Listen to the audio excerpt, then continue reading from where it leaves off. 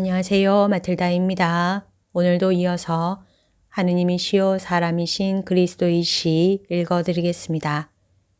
공생활 둘째 해 66장 탕자의 비유. 엔도르의 요하나 이리 나에게로 오너라. 너에게 할 말이 있다. 하고 예수께서 문지방에 나타나시며 말씀하신다. 그 사람은 무엇인지 가르치던 아이를 놓아두고 달려와서 선생님, 무슨 말씀을 하시려고 그러십니까? 하고 묻는다. 나와 같이 위로 올라가자. 그들은 옥상으로 올라가서 아침이기는 하지만 벌써 햇볕이 뜨겁기 때문에 가장 햇볕이 잘 가려진 쪽에 가서 앉는다.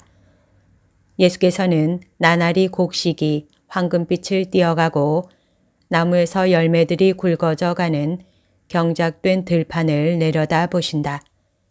예수께서는 생각으로 이 식물의 변화를 지켜보시려는 것 같다. 요하나 듣거라. 이삭이 오늘 조가나의 농부들을 그들이 떠나기 전에 나에게 데려오려고 올 것으로 생각한다.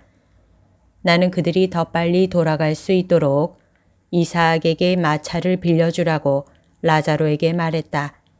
그들이 늦어서 벌을 받을 수 있을까 봐 걱정해서는 안 된다. 그래서 라자로는 마차를 빌려준다. 라자로는 내가 말하는 것은 무엇이든지 다 하니까. 그러나 너에게서는 내가 다른 일을 원한다. 나는 여기 어떤 사람이 주님의 가난한 사람들을 위해 나에게 준 돈을 가지고 있다. 보통 내 사도들 중에 한 사람이 회개를 맡고 애긍을 주는 일을 맡는다. 대체로 가리옷의 유다가 이 일을 하고 때로는 다른 사도들이 한다. 유다는 지금 여기 없다.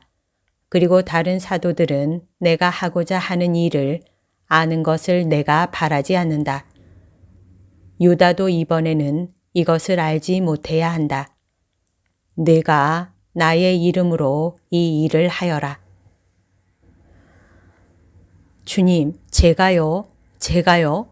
아이고, 저는 그럴 만한 자격이 없습니다. 너도 내 이름으로 일해 버릇해야 한다. 내가 온 것이 이 때문이 아니냐?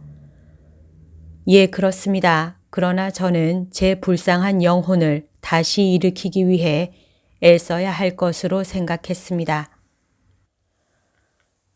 그래서 내가 너에게 그 방법을 주는 것이다. 네가 어떻게 해서 죄를 지었느냐? 자비와 사랑을 거스려서 죄를 지었다. 너는 미움으로 너의 영혼을 부수었다. 그러니까 사랑과 자비로 너의 영혼을 다시 일으켜야 한다. 내가 그 자재를 너에게 준다.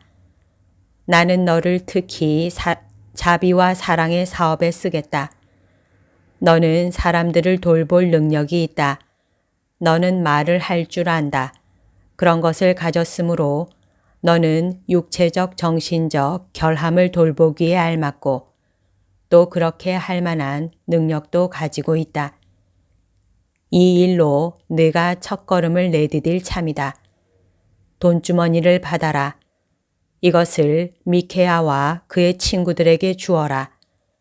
이것을 가지고 똑같은 몫으로 노름의 길을 하되 내가 말하는 대로 하여라. 이것을 가지고 10몫을 만들어서 너의 몫은 미케아에게 주어라. 한 몫은 미케아 자신의 것이고 한 몫은 사울, 한 몫은 요엘, 한 몫은 이사야의 것이다.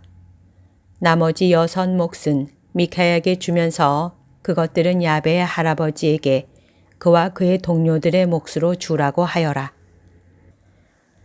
그들은 이렇게 해서 위안을 받을 것이다. 좋습니다. 그렇지만 증명을 하기 위해서 그 사람들에게 무슨 말을 해야 합니까? 구원되는 한 영혼을 위해 여러분이 잊지 말고 기도하라고 그러는 것입니다. 하고 말하여라.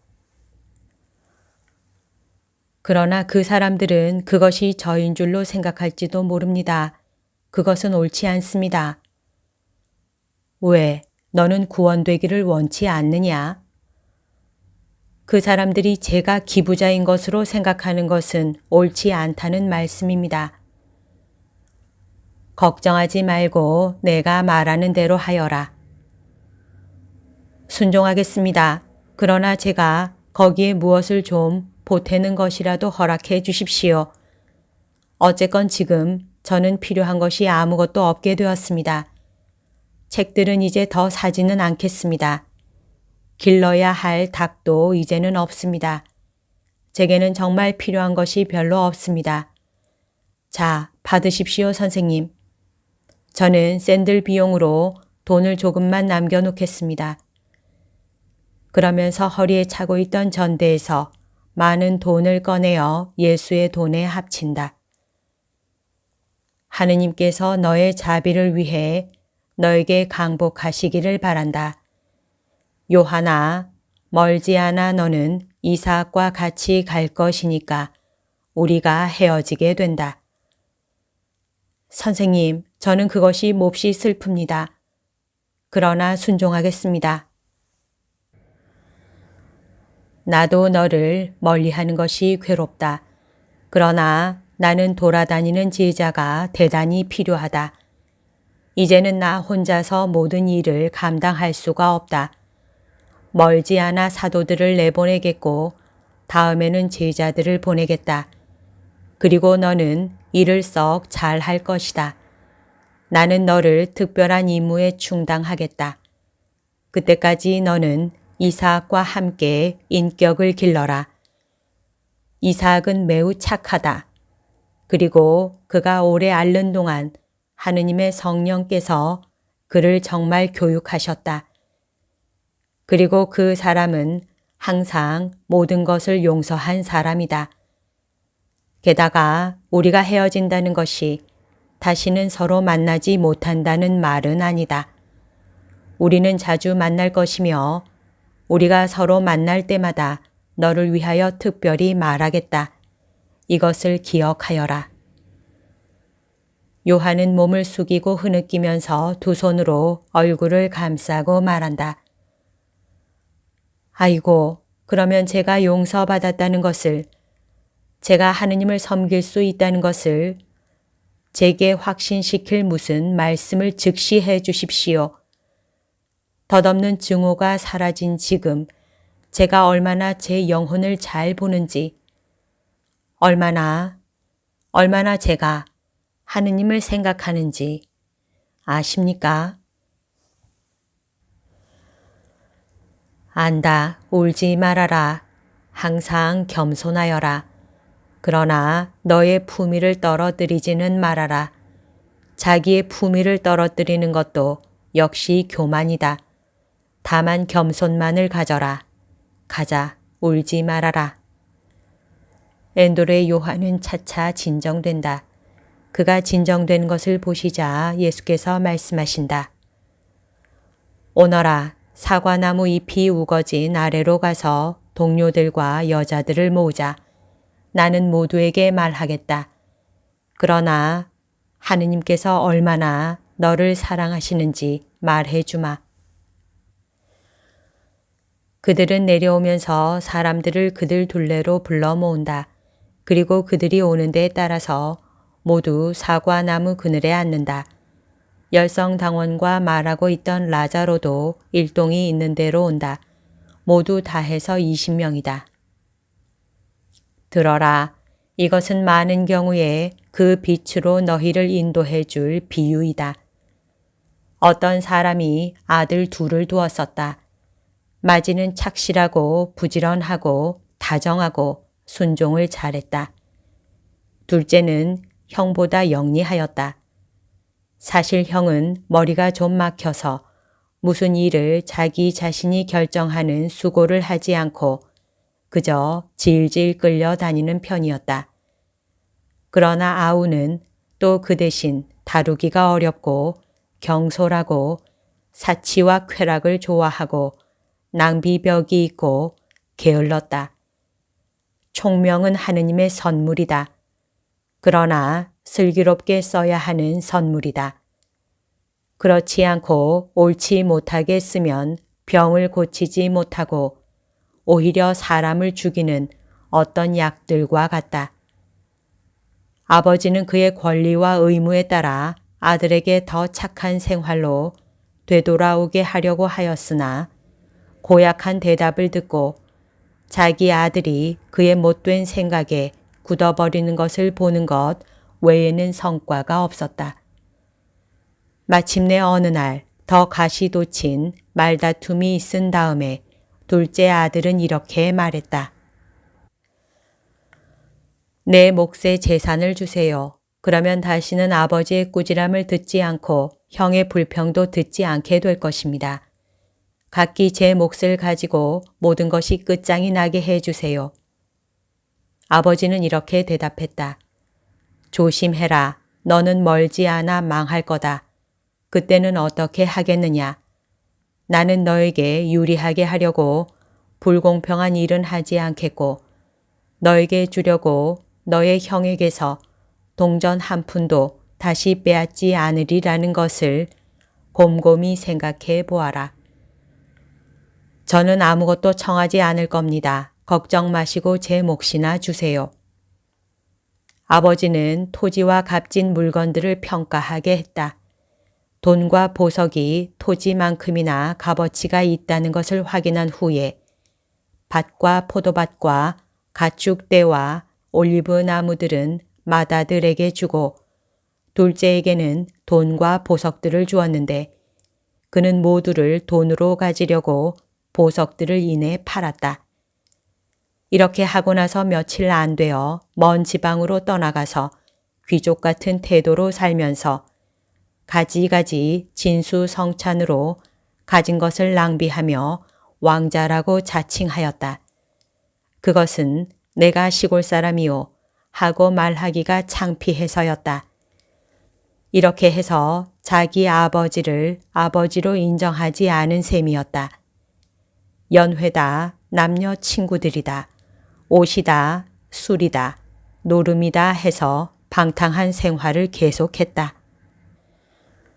그는 그의 비축이 빨리 바닥나고 곤궁이 오는 것을 보게 되었다. 그리고 곤궁과 더불어 그 곤궁을 더 짐스럽게 하려고 그 지방에 흉년이 들어서 그의 비축의 나머지가 사라져 버렸다. 그는 아버지를 찾아가 뵙고 싶었으나 교만해서 그럴 결심을 하지 못했다. 그래서 풍성할 때의 친구였던 그 고장의 한 부자를 찾아가서 전에 내가 자네에게 제공해 준 이익을 생각해서 나를 하인으로 좀 써주게 하고 말하면서 청했다. 사람이 얼마나 어리석은지 보아라. 아버지에게 가서 제가 잘못했습니다. 용서해 주세요 하고 말하지 않고 어떤 주인의 지배에 들어가는 길을 택하다니. 이 젊은이는 민첩한 그의 총명으로 쓸데없는 일을 대단히 많이 배웠었다. 그러나 아버지를 버리는 자는 얼마나 고약하고 어머니를 괴롭히는 자를 하느님께서는 얼마나 저주하시는가 하는 집회서의 격언은 배우려고 하지 않았었다. 그는 총명하였으나 현명하지는 못하였다. 그가 호소하러 간 그 사람은 이 젊은 바보의 희생으로 이득을 보았던 모든 것 대신으로 이 바보에게 돼지를 지키게 했다. 과연 이 젊은이는 돼지가 많은 이교도 지방에 가 있었던 것이다. 그러니까 주인은 그를 그의 소유지에 보내서 돼지 떼를 치게 했다. 떼 투성이의 누더기 옷을 입고 고약한 냄새를 풍기고 굶주리며 식량은 모든 하인에게 조금씩 내주었고 특히 낮은 일을 하는 하인들에게 그러했는데 외부에서 와서 돼지를 지키는 사람으로 업신여김을 당하는 그는 그런 하인들 축에 끼었다. 돼지들이 도토리를 배불리 먹는 것을 보고 한탄했다. 저 열매로라도 배를 채울 수 있었으면 좋겠는데 그렇지만 너무 떨단 말이야. 아무리 배가 고파도 저것들을 맛있다고 생각할 수는 없단 말이야. 그러면서 그는 어제 그제 웃음과 노래와 춤 가운데서 했던 페르시아의 태수와도 같은 호화로운 연회를 생각하면서 울었다. 그리고 멀리 떨어져 있는 그의 집에 고상하고 풍성한 식사와 아버지가 그의 아들들의 건강한 식욕을 기뻐하며 자기를 위하여는 아주 작은 몫밖에 취하지 않고 모두에게 공평하게 나누어 주던 몫을 생각했다. 그리고 그 의인이 하인들에게 나누어 주던 몫도 생각하면서 한숨 지었다. 아버지의 하인들은 아무리 낮은 일을 하는 사람들까지도 빵을 풍족하게 받는데 나는 여기서 배가 골아 죽는구나. 오랜 반성의 진통과 교만을 부수기 위한 오랜 싸움이 있었다. 마침내 어느 날 겸손과 분별을 되찾아 일어나서 이렇게 말했다. 아버지를 찾아가겠다. 내가 붙잡혀 있는 이 교만은 어리석은 것이다. 그래, 무엇을 가지고 교만한 건가? 용서와 위안을 얻을 수 있는데 뭐 때문에 육체의 고통을 당하고 마음에는 한층 더 고통을 당하는 거야. 아버지를 찾아가겠다. 결정했다. 아버지께 뭐라고 말할까? 그러나 나는 지금 이 비열하고 더러운 가운데에서 배가 고파 괴로워하고 있단 말이야. 나는 아버지께 이렇게 말하겠다. 아버지, 저는 하늘과 아버지께 죄를 지었습니다. 저는 이제 아버지의 아들이라고 불릴 자격이 없게 되었습니다. 저를 제일 낮은 하인으로 다루어 주십시오. 그렇지만 아버지의 집에 있게 용납해 주십시오. 아버지가 지나가시는 걸 보게요. 이렇게는 말하지 못하겠다. 저는 아버지를 사랑하니까요 하고 아버지는 그 말을 안 믿으실 거야. 그러나 내 생활이 그것을 증명할 것이고 아버지도 그것을 알아보시고 돌아가시기 전에 그래도 나에게 축복해 주실 것이다. 오, 아버지가 나를 사랑하시니까 나는 이것을 바란다. 그래서 그날 저녁 읍내로 돌아가 주인에게 하직을 하고 길을 오는 동안 빌어먹으면서 집으로 돌아왔다. 저기 아버지의 밭들이 있고 집이 있고 일을 지휘하는 아버지가 있다. 아버지는 고통으로 인하여 늙고 야위었다. 그러나 여전히 착하다. 죄 지은 아들은 자기 때문에 아버지의 건강이 저렇게 상한 것을 보고 겁을 먹고 걸음을 멈추었다. 그러나 아버지는 눈을 돌려 아들을 보고 그에게로 마주 달려왔다. 아직 멀리 떨어져 있었기 때문이었다. 아들 있는 데까지 와서 목을 얼싸 안았다. 오직 아버지만이 이 창피한 꼴을 한 거지를 자기 아들로 알아보았고 그 아버지만이 그에 대하여 사랑의 충동을 느꼈던 것이다. 아버지의 팔에 안긴 아들은 머리를 아버지의 어깨에 대고 흐느껴 울면서 중얼거렸다. 아버지, 아버지의 발 앞에 엎드리게 해 주십시오 하고 그러나 아버지는 이렇게 말했다. 아니다 내 아들아, 내 발 앞에 엎드릴 것이 아니라 내 가슴에 안겨라. 내 마음은 네가 없는 것으로 인해서 하도 몹시 괴로웠기 때문에 가슴에 너의 체온을 느껴서 다시 살아날 필요가 있다. 그러니까 아들은 더 크게 울면서 말했다. 아이고 아버지, 저는 하늘과 아버지께 죄를 지었습니다. 저는 아버지께 아들아 하고 불릴 자격이 없습니다. 그렇지만 아버지의 하인들과 같이 아버지의 집에 살면서 아버지를 보고 아버지의 빵을 먹고 아버지를 섬기고 아버지의 입김을 마시게 해 주십시오. 빵을 한 입 먹을 때마다 아버지가 숨을 쉬실 때마다 몹시 타락한 제 마음이 새로워지고 성실하게 될 것입니다. 그러나 아버지는 아들을 아는 채 멀찍이 모여서 지켜보고 있던 하인들에게로 데리고 가서 말했다. 빨리 제일 아름다운 옷과 향기로운 물을 담은 대야들을 이리 가져와서 내 아들을 씻기고 향수를 뿌려주고 옷을 입히고 새 신을 신기고 손가락에 가락지를 끼워 주어라. 그리고 살찐 송아지를 잡고 잔치 준비를 하여라. 내 아들이 죽었었는데 이제 다시 살아났고 잃었던 아들을 도로 찾았기 때문이다. 나는 내 아들도 어린아이의 순진한 사랑을 도로 찾기를 바란다. 나는 내 아들에게 내 사랑을 주어야 하고 집안은 이 아들이 돌아온 것을 축하해야 한다. 내 아들은 옛날 어렸을 적에 내 옆에서 걸으면서 그의 미소와 귀여운 짓거림으로 나를 행복하게 만들던 때에 그랬던 것과 같이 나에게는 항상 막내라는 것을 깨달아야 한다. 그래서 하인들은 그대로 하였다. 맏아들은 밭에 나가 있어서 집에 돌아올 때까지 아무것도 알지 못했었다. 저녁에 집에 돌아오다가 집에 불이 환히 켜져 있는 것을 보고 집안에서 들려오는 악기 소리와 춤추는 소리를 들었다. 그는 바삐 뛰어가는 하인을 불러 무슨 일이냐고 물었다. 하인은 아우님이 돌아왔습니다. 서방님의 아버님은 큰 불행 중에서 건강하고 병이 나은 아드님이 돌아왔기 때문에 살찐 송아지를 잡게 하시고 잔치를 준비하라고 명령하셨습니다. 서방님이 돌아오시기만 하면 시작할 참입니다. 그러나 맏아들은 그의 아우가 제일 나이가 어린 데다가 못되게 굴었는데 그를 그렇게까지 환영하는 것은 공평하지 않다고 생각되기 때문에 성이 나서 들어오려고 하지 않고 오히려 집에서 멀어져 가기까지 했다.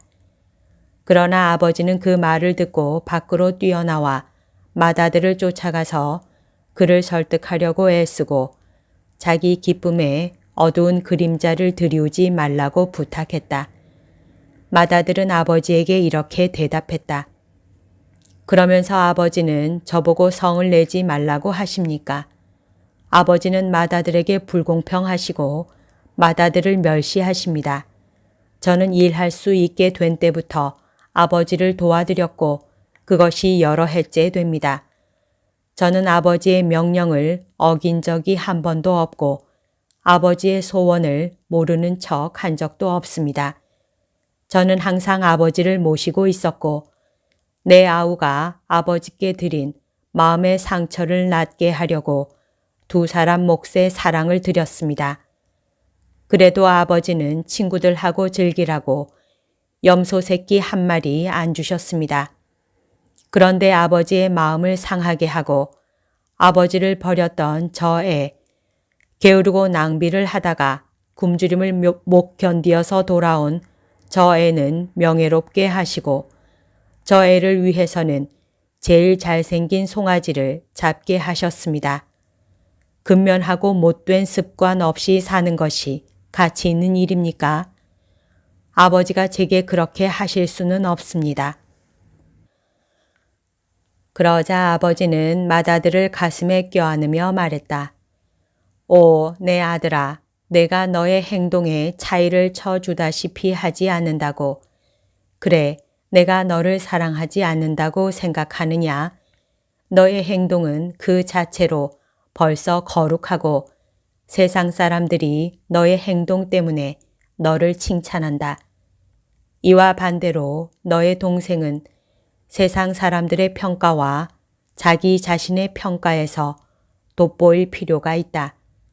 그리고 내가 너에게 눈에 띄는 상을 주지 않는다고 해서 내가 너를 사랑하지 않는다고 생각하느냐?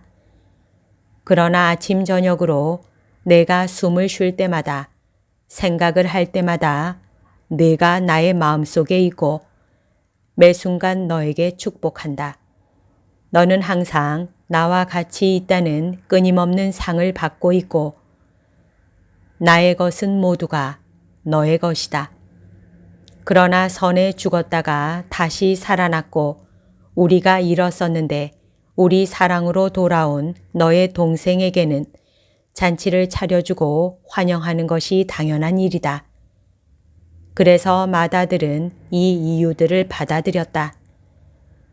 벗들아, 아버지의 집에서도 이렇게 된다. 그러니까 자기가 비유에 나오는 둘째 아들의 처지에 있다고 인정하는 사람은 만일 그가 둘째 아들과 같이 아버지에게로 돌아오면 아버지께서는 내 발 앞에 엎드릴 것이 아니라 네가 없는 것 때문에 괴로워했고 지금은 네가 돌아와서 행복한 나의 가슴에 안겨라 하고 말씀하시리라는 것도 생각할 것이다. 또 맏아들과 같은 처지에 있어서 아버지께 대하여 죄가 없는 사람은 아버지의 기쁨에 대하여 질투하지 말고 구제된 아우에게 사랑을 줌으로써 아버지의 기쁨을 같이 해야 할 것이다. 이제 말을 다 했다. 엔드로의 요한은 남아있거라. 그리고 라자로 당신도. 다른 사람들은 가서 식탁을 준비하여라. 우리도 곧 간다. 모두가 물러간다. 예수와 라자로와 요한만이 남게 되자 예수께서 라자로와 요한에게 말씀하신다. 라자로 당신이 기다리는 소중한 영혼에 대해서도 이렇게 될 것이고 요한 너의 영혼에 대하여도 이렇게 될 것이다. 하느님의 인자는 한도가 없는 것이다. 사도들은 성모님과 여인들과 같이 집을 향하여 가는데 마륵지암이 앞장을 서서 깡충깡충 앞으로 뛰어간다. 그러나 이내 돌아와서 성모님의 손을 붙잡으며 말한다. 저하고 같이 가셔요. 어머니께 특별히 말할 것이 있어요. 그러니까 성모님은 그가 하자는 대로 하신다. 둘이는 작은 마당 모퉁이에 있는 우물 쪽으로 돌아온다. 우물은 땅에서 옥상 쪽으로 활처럼 휘어서 올라간 잎이 무성한 나무로 된 정자에 완전히 가려져 있다. 그 뒤에 가룟 사람이 있다.